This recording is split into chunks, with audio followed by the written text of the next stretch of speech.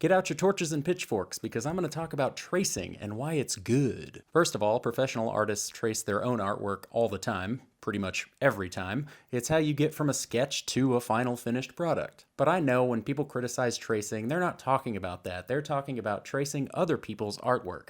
But I think we should be doing more of that too. To be clear, I am not saying to trace other people's artwork and then pass it off as your own. That's obviously stealing, which is bad. Duh. But tracing other people's artwork is an excellent way to study and learn new techniques and styles. Now, I know that made a lot of you think, but when you're tracing, you're not learning anything. And I disagree. Here's an example. I have a confession to make. Goku from Dragon Ball Z is not my original character. I know, how dare he be in my sketchbook? I'm a cheater, I'm a fraud. When I traced this, my brain didn't just shut off. I learned so much about the structure of the hair, the spacing of the facial features, the shading, a bunch of stuff. Just because I was tracing doesn't mean I didn't learn anything. Also worth noting, not every single thing you draw has to be a learning piece. Sometimes you can just do it for funsies. But the main thing tracing this piece gave me was confidence. A big barrier that keeps artists from starting their projects is that they get so intimidated and worked up that their hand can't physically make the thing that's in their head. When I traced this, even though none of it is my original work, it made me realize,